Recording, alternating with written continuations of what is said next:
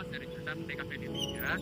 Kali ini kita akan melaksanakan misi SDGs yang ke-6, yaitu tentang water and sanitation. Nah, sekarang kita berada di Kali Cagak, daerah Jakarta Barat. Nah, tujuan kita ke sini, kita akan menanyakan ke warga sekitar apa fungsi kali di masyarakat ini. Keseruan kita yuk, ayo. Halo guys, kembali lagi sama kita. Di sini kita udah ketemu warga setempat nih. Boleh kenalan dulu Om? Semangat. Kak Andi. Oke, Om Andi di sini. Oke, jadi kita mulai aja kali interviewnya langsung. Izin. Mau tanya deh Om, apakah Anda melihat adanya sampah di kali ini setiap hari? Oh, setiap hari sih pasti melihat sampah. Sini pasti kita makan. Tanya lagi deh Om, ini menurut Anda apa penyebab utama sampah menumpuk di kali?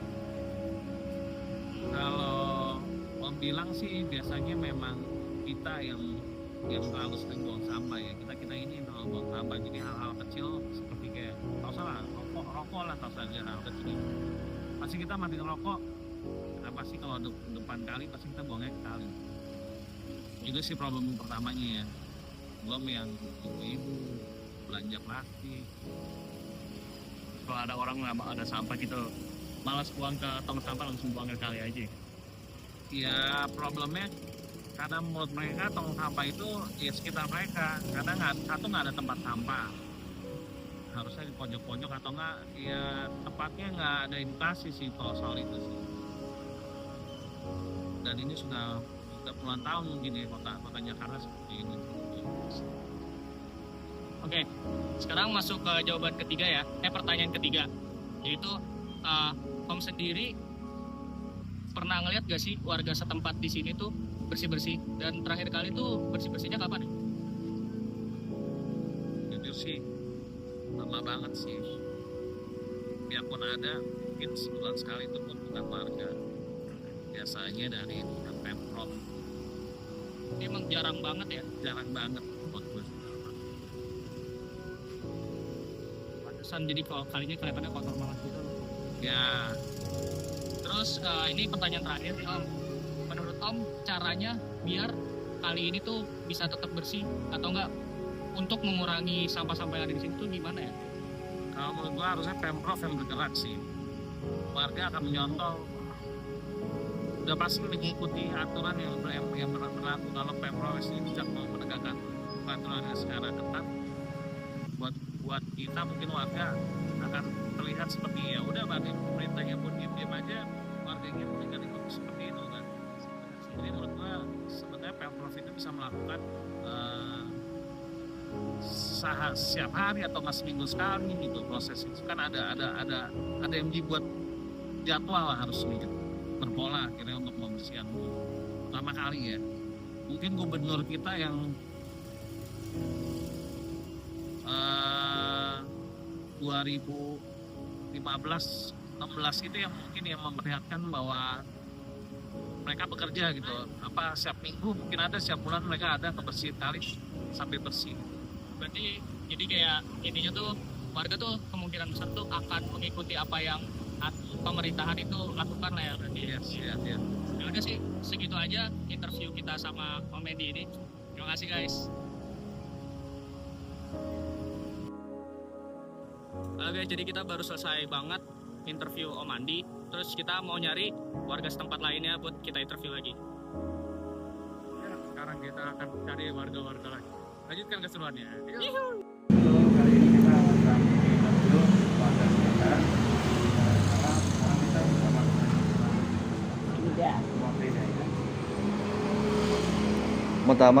Mau tanya Oma sering lihat sampah nggak di dalam Kali Cagak? Sering, setiap kali, pokoknya kalau lewat itu pasti kalinya tuh kotor. Soalnya orang tuh kan pasti suka buang sampah, kertas apa itu plastik gitu. Menurut Oma apa dampak sampah di kali yang Oma rasakan di lingkungan sekitar rata-rata? Kalau Oma kan rumahnya agak jauh ya dari kali ya, jadi nggak ada dampaknya ya. Tapi mungkin kalau orang-orang di sekitar ya jelek aja gitu pemandangannya kan. Kalau umpamanya bersih gitu kalinya kan juga orang enak gitu lihatnya kan. Iya. Tapi tapi dampaknya kalau buat Oma sih ya nggak ada ya, soalnya karena jauh. Buat mereka juga nggak ada jauh, cuman memang bagusnya itu kalinya itu nggak bau, Hmm. tapi jadi kotor gitu, kelihatannya kan gak enak gitu ya. Tapi yang bau itu kira-kira berdampak dulu nggak sih ke produktivitas warga sekitar? Ya mungkin mereka kalau udah biasa ya, seperti kayak tempat pembuangan sampah situ kan ada tuh, itu kan bau ya kalau sampahnya waktu lagi bertumpuk-tumpuk gitu. Tapi mungkin buat mereka udah kena hidungnya, mungkin udah kebiasaan ya, jadi udah terbiasa lah gitu, nggak kecium lagi gitu. Tapi kalau buat kita orang-orang yang baru lewat, kayaknya kecium gitu, nggak enak. Aku mau nanya lagi, Oma. Menurut Oma di sana tuh fasilitas buat pembuangan sampah tuh sebenarnya udah bagus atau Sebetulnya memang nggak seperti kayak di perumahan-perumahan yang elit kan, di depannya ada tempat sampah, mereka buat tempat sampah. Kalau di situ kan mereka kesadaran mereka sendiri gitu berarti ya. Mungkin sampah-sampah rumah mereka masukin kantong-kantong plastik, nah kadang-kadang mereka buangnya di situ aja sembarangan dilempar gitu, atau kadang-kadang mereka sambil makan ada kertas-kertas apa itu bekas bungkus, mereka buang aja di situ. berarti kurangnya edukasi dari masyarakat. Iya. Aku mau nanya lagi, dan pembersihan kali Cagam itu rutin dilakukan. Kayaknya sih setiap hari Oma suka lihat ada itu yang bersihin, kayak mereka kayak pakai getek gitu loh.